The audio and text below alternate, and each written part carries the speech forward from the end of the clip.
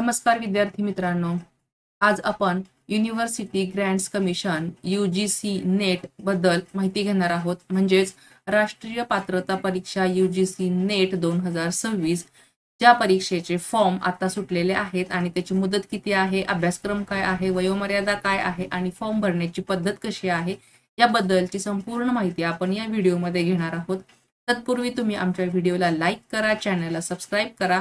सगळ्यात महत्त्वाचं म्हणजे जे विद्यार्थी मास्टर डिग्री झालेले आहेत, मग ते आर्ट्समधून असो, कॉमर्समधून असो किंवा सायन्स शाखेतून असो, कोणत्याही शाखेचे जे पदव्युत्तर पदवीधर आहेत त्यांच्यासाठी ही संधी आलेली आहे. ते नेट एक्झामला बसू शकतात. तर त्यासाठी किती विषयांसाठी म्हणजे कोणकोणते विषय घेऊन तुम्ही या परीक्षेला बसू शकता आणि त्याच्या क्रायटेरिया काय आहे याबद्दलची संपूर्ण माहिती आपण या व्हिडिओमध्ये घेणार आहोत. त्यासाठी तुम्हाला सर्वात विनंती आहे की हा व्हिडिओ तुमच्या मित्र मैत्रिणी आणि नातेवाईक यांच्यामध्ये जास्तीत जास्त प्रमाणामध्ये शेअर करा, जेणेकरून त्यांना नेट एक्झामला बसण्यासाठी उपयोगी पडेल.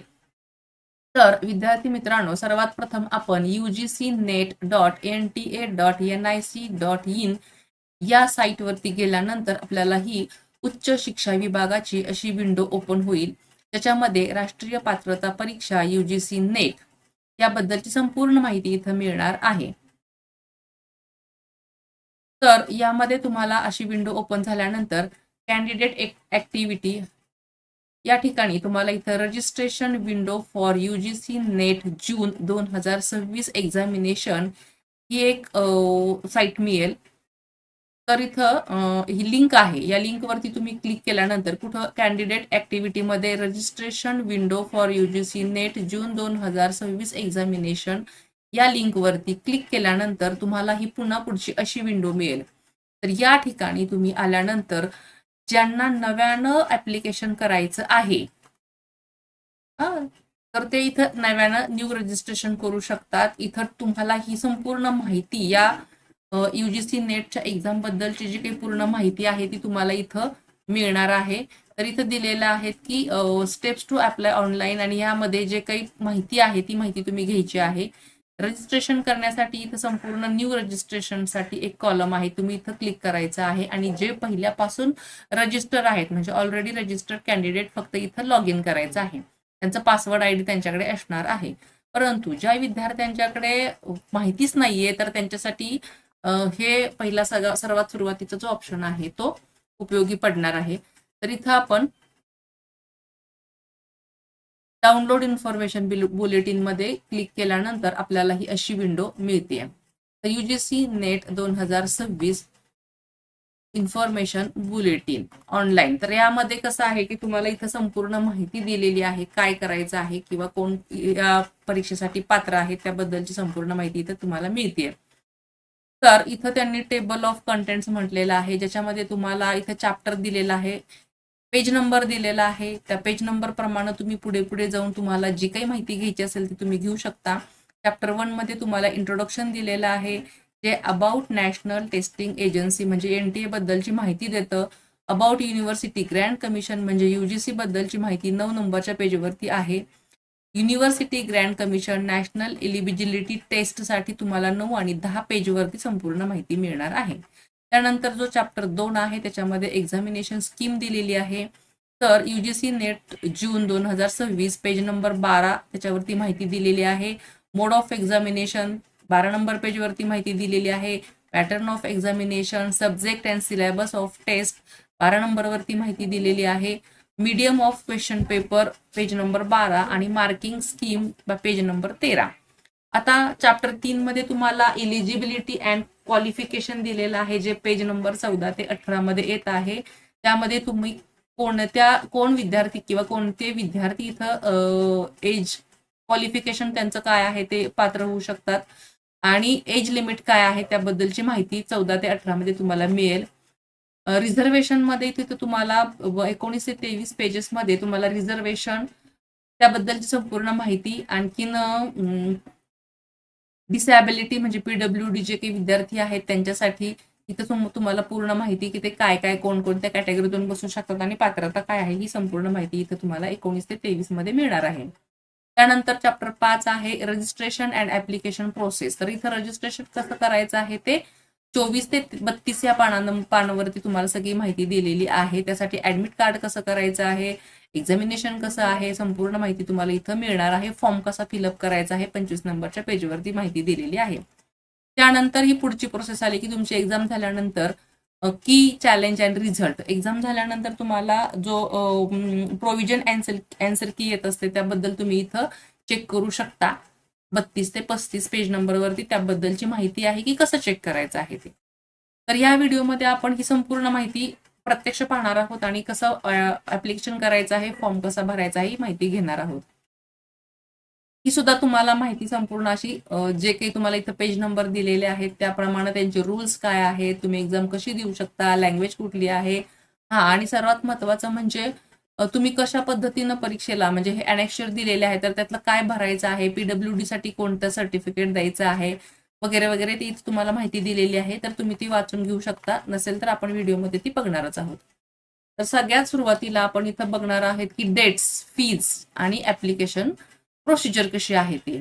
तर ऑनलाईन रजिस्ट्रेशन आणि सबमिशनसाठी ऍप्लिकेशन फॉर्म पूर्ण करण्यासाठी तुम्हाला सर्वप्रथम https://ugcnet.nta.nic.in या साईटवरती जायचं आहे आणि तिथं गेल्यानंतर तुम्हाला ऍप्लिकेशन फॉर्म मध्ये जायचं आहे. न्यू रजिस्ट्रेशन म्हटलेलं आहे तिथं. तर यासाठीची जी काही प्रोसेस सुरू आहे ती 29 एप्रिल 2026 ते 20 मे 2026 रात्री 11:50 ही फॉर्म भरण्याची प्रक्रिया सुरू आहे. म्हणजे 19 एप्रिल पासून 20 मे पर्यंत तुम्ही फॉर्म भरू शकता.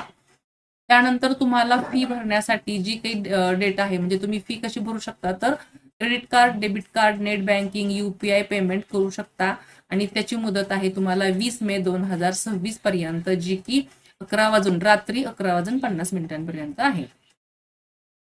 आता इथं काय म्हटलेलं आहे की fee payable for UGC net 2026. आता इथं कोणी कोणी फी किती भरायची आहे याबद्दलची माहिती दिलेली आहे. तर तुम्ही ते debit card, credit card, UPI, net banking कसंही तुम्ही ते करू शकता. तर त्यासाठी जनरल किंवा अनरिझर्व्ड म्हणजे खुला प्रवर्ग जो म्हणतो आपण त्यासाठी फी आहे 1150 रुपये.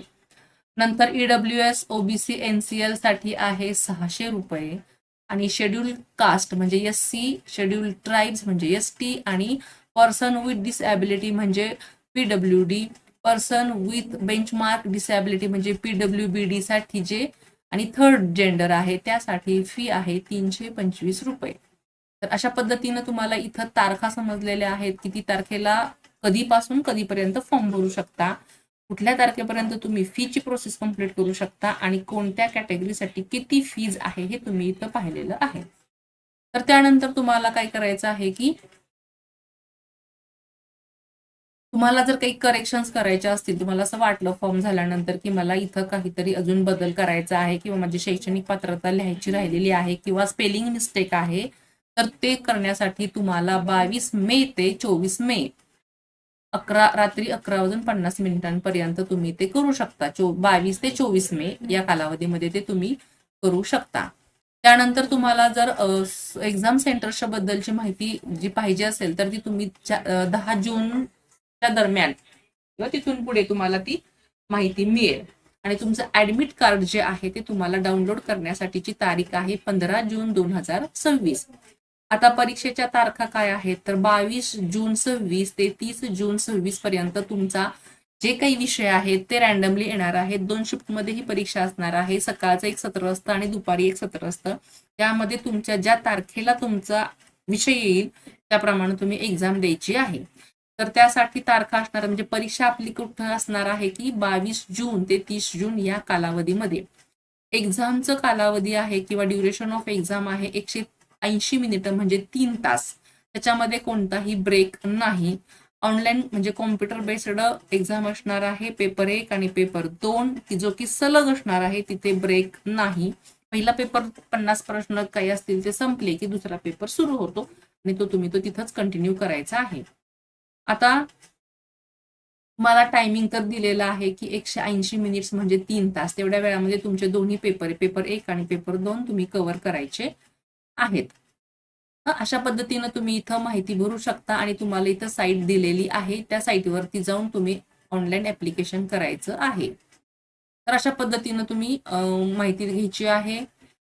आता जे विद्यार्थी ओबीसी आहेत, अदर बॅकवर्ड क्लासेस, तर त्यांना NCL म्हणजे नॉन क्रिमिलेअर द्यावं लागेल. Other backward classes available on national commission for backward classes. तर ते नॉन क्रिमिलेअर तुम्हाला तिथं माहिती त्या ऑप्शनमध्ये भरावी लागणार आहे, जे ओबीसी आहेत त्यांच्यासाठी. ठीक आहे, तर अशा पद्धतीनं तुम्ही माहिती तुम्हाला दिलेली आहे, कधी फॉर्म सुटतायत आणि कधी एक्झाम असणार आहे ते. अशा पद्धतीनं ही जी माहिती आहे, एक्झामची जी मोड आहे तो केवळ ऑनलाईनच आहे, ऑफलाईन नाही. त्यामुळे तुम्हाला कॉम्प्युटर बेस्ड एक्झाम द्यायची आहे. आणि सर्वात महत्वाचा विषय असा आहे की तुम्हाला इथं कोणताही निगेटिव्ह मार्किंग सिस्टीम नाही. जी काही एक्झाम तुम्ही देणार आहात ती डायरेक्टली क्वेश्चन सिलेक्ट करून द्यायचे. त्यामुळे तुम्ही येत नसेल तरी सुद्धा तो पर्याय 4 पैकी 1 सिलेक्ट केला तर तुमचं नुकसान होणार नाही. आला प्रश्न बरोबर तर त्याला तुम्हाला मार्क्स मिळतील. जर चुकला तरी रिकामं सोडून देण्यापेक्षा काहीतरी भरलं मनाचं समाधान आणि बरोबर आला तर एक फायदाच आहे, तोटा काहीही नाही, कारण निगेटिव्ह मार्क सिस्टीम नाही. ओके, तर अशा पद्धतीनं तुम्ही हे करायचं आहे. आणि स्टेप एक आहे की apply for online registration using own email ID किंवा मोबाईल नंबर. तुम्ही अप्लाय करण्यासाठी तुमचा ईमेल ID किंवा मोबाईल नंबर वापरू शकता. आणि स्टेप 2 आहे की fill in the online application form and note down the system generated application number. तो तुम्ही लिहून घ्यायचा आहे. तो तुम्ही भरल्यानंतर जो काही application system generated application number येईल तो तुम्ही तुमच्याकडे ठेवायचा आहे. ते टाकूनही तुम्ही ओपन करू शकता. त्यानंतर फी प्रोसेस जी आहे ती SBI, Canara bank, ICICI, HDFC bank, debit card, credit card, UPI वगैरे मध्ये तुम्ही तुमची फी भरू शकता. आणि त्यानंतर तुमचं फी भरलेल्याचं जे फॉर्म येईल तो तुम्ही डाउनलोड करून ठेवायचा आहे. तुमच्या पुढच्या रेफरन्ससाठी ते उपयोगी पडू शकतो. तर अशा पद्धतीनं तुम्हाला ही माहिती दिलेली आहे की नेट एक्झामसाठी कशी फॉर्म भरण्याची सिस्टीम आहे ती तुम्ही इथं बघितलेलं आहे. ठीक आहे, तर अशा पद्धतीनं तुम्ही ही माहिती घेतलेली आहे. परीक्षेचा कालावधी सगळ्यात महत्वाचा विषय जो आहे तो तुम्हाला इथं दिलेला आहे इंट्रोडक्शन. तर तुम्ही ज्युनियर रिसर्च फेलोशिपसाठी किंवा असिस्टंट प्रोफेसरसाठी PhD साठी नेट एक्झाम तुम्ही कव्हर केलीत किंवा पास आउट झाला तर तुम्हाला त्याचा फायदा होऊ शकतो. जे फर्स्ट कॅटेगरीमध्ये विद्यार्थी पास होतात म्हणजे चांगले मार्क्स मिळवून जे पास होतात तर इथं दिलेले आहेत कॅटेगरीज. कॅटेगरी 1 आहे award of JRF and appointments as assistant professor.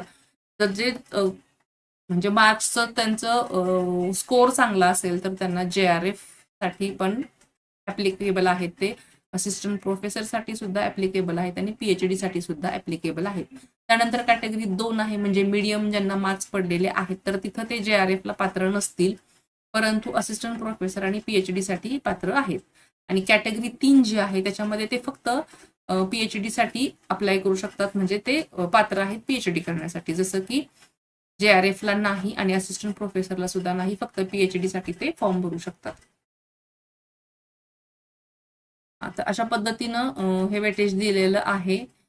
आता इथं काय म्हटलेलं आहे की जे qualify under the category 2 and 3 the marks obtained in NET will be 70% weightage and 30% weightage त्यांना ते दुसऱ्या आणि तिसऱ्या कॅटेगरीमध्ये धरलं जात आहे. तर अशा पद्धतीनं तुम्हाला या मार्कांच्या बद्दलची माहिती आणि फॉर्म बद्दलची माहिती आपण इथं घेतलेली आहे. तर आता हे एक्झामिनेशन मोड कसं आहे ते बघायचं आहे. CBT मोड म्हणजे कॉम्प्युटर बेस्ड टेस्ट असणार आहे. आणि त्याच्यामध्ये पॅटर्न दिलेला आहे त्यांनी. पार्ट 1 म्हणजे पेपर जो 1 आहे तो त्याच्यासाठी 100 मार्क आहेत आणि क्वेश्चन आहेत 50. तर त्यासाठी तुम्हाला कालावधी दोन्ही पेपरचे मिळून 3 तासाचा आहे. पेपर 2 जो आहे त्याच्यासाठी मार्क आहेत 200 आणि नंबर ऑफ क्वेश्चन्स आहेत 100. म्हणजे 150 प्रश्न आहेत आणि प्रत्येक प्रश्नाला 2 मार्क असल्यामुळे तुम्हाला 300 मार्काची परीक्षा द्यायची आहे. आणि सगळे प्रश्न हे कंपल्सरी आहेत, कोणताही ऑर वगैरे त्यासाठी दिलेला नाही. आता इथं जे आहे की नाही तुम्हाला list of subjects and their course हे तर तुम्हाला इथं अपेंडिक्स 2 मध्ये तुम्हाला त्याचं लिस्ट मिळेल सब्जेक्टची आणि त्याचे कोड नंबर काय आहेत ते तुम्हाला याच्यामध्ये मिळू शकतं. त्यासाठी तुम्ही वेबसाईट वापरायची आहे www.ugc.net/online इन सिलेबस न्यू. तर त्या पद्धतीनं तुम्हाला तिथं मिळेल. ते तुम्हाला मी दाखवते ह्या व्हिडिओमध्ये. आपण तेही बघणार आहोत की कोणकोणते विषय इथं उपयोगी आहेत किंवा पात्र आहेत. ठीक आहे. तर अशा पद्धतीनं आपण फॉर्म भरण्यासाठीची प्रोसेस बघितलेली आहे, क्वालिफिकेशन बघितलेलं आहे. आणखीन मास्टर डिग्री, आता याच्यामध्ये कोण क्वालिफाय होऊ शकतं ते एकदा बघूयात. ते विद्यार्थी की जे ओपन आहेत, खुला आहेत, त्यांच्यासाठी ज्यांनी मास्टर डिग्री केलेली आहे किंवा जे विद्यार्थी मास्टर डिग्रीसाठी सेकंड इयरला आहेत, म्हणजे फायनल इयरला ते अपियर आहेत, ते इथं फॉर्म भरू शकतात. परंतु जे पास आहेत ओपन कॅटेगरीमध्ये जे आहेत त्यांना 55% जास्त मार्क असले पाहिजेत. आणि OBC, NCL, SC, ST, PWD, PWBT, third gender यांच्यासाठी 50% पेक्षा जास्त मार्क असणं गरजेचं आहे. परंतु सर्वात महत्वाची बाब अशी आहे की जे विद्यार्थी सेटनेट करू इच्छित आहेत परंतु ते अजून अपियर आहेत, लास्ट इयरला आहेत, तेही त्यासाठी अर्ज करू शकतात. फक्त त्यांना एक आहे की तुमचा जो फायनलचा रिझल्ट आहे तो आल्यानंतरच तुम्ही जरी पास आउट झाला तर तो तुमचा नेटचा रिझल्ट तुम्ही तुमची मास्टर डिग्री कंप्लीट केल्यानंतरच मिळणार आहे. ओके. अशा पद्धतीनं तुम्ही इथं तुमचा फॉर्म भरू शकता. तुम्हाला तर संपूर्ण माहिती दिलेली आहे.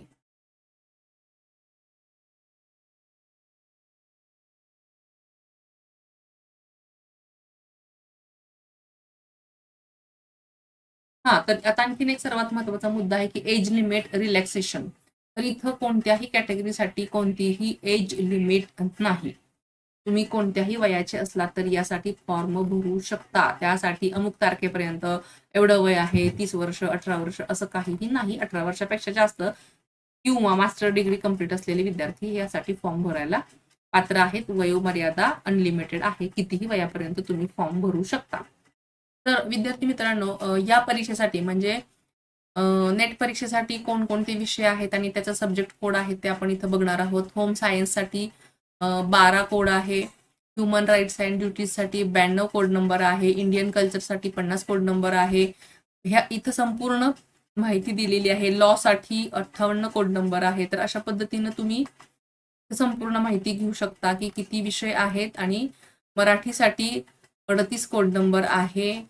पाली, फिजिओलॉजी हे संपूर्ण इथं माहिती दिलेली आहे की कोणते विषय आहेत आणि कोणता कोड नंबर आहे. तर संपूर्ण माहिती आपल्याला याच्यामध्ये दिलेली आहे. तर तुम्ही ते चेक करू शकता आणि बघू शकता की तुमचे विषय कोड काय आहेत आणि तुम्हाला किती कोड म्हणजे त्याचा विषयाचा कोणता कोड आहे ते तुम्ही इथं बघू शकता.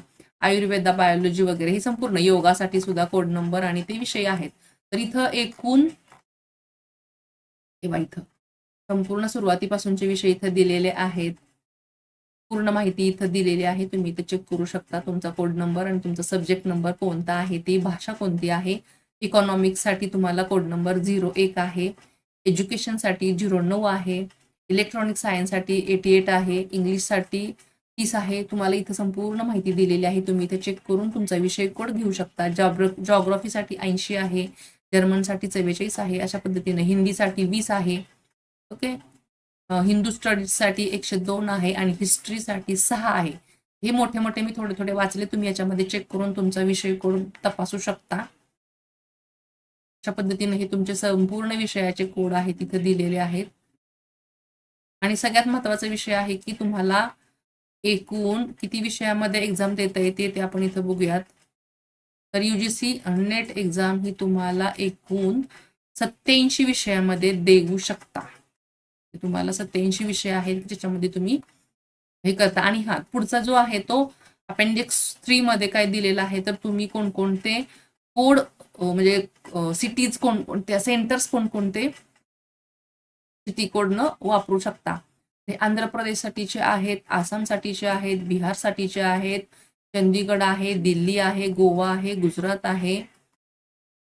आपल्याला महाराष्ट्रासाठी बघावं लागेल तर इथं केरळा, मध्य प्रदेश आणि महाराष्ट्रासाठी इथं दिलेलं आहे बघा. MR1 इथं काय आहे, अहिल्यानगरसाठी आहे केंद्र, अकोलासाठी केंद्र आहे, त्याचे 1, 2, 3 MR0 1, 2, 3, 4 असे कोड आहेत. अकोला आहे, अमरावती आहे, छत्रपती संभाजीनगर आहे, चंद्रपूर आहे, धुळे, जळगाव, कोल्हापूर, लातूर, नागपूर, नांदेड, नाशिक, पुणे. पुणेचा कोड आहे 22, सांगली, साताराचा कोड आहे 26, सोलापूर 27, ठाणे, वर्धा, बीड, भंडारा, बुलढाणा, रत्नागिरी, परभणी, गडचिरोली, जालना आणि मुंबई, नवी मुंबई 47. असं तुम्हाला 1 ते 47 केंद्रांचे नंबर इथं दिलेले आहेत आणि त्याप्रमाणे तुम्ही तुमच्या सेंटरला तुम्ही तो सिलेक्ट करू शकता. मधल्यातले नंबर आहेत 1, 2, 3, 4, 9, 10, 13, 14, 15 वगैरे असं आहे. परंतु इथं महाराष्ट्रासाठी जे कोड आहे ते तुम्ही इथं या पद्धतीने भरू शकता.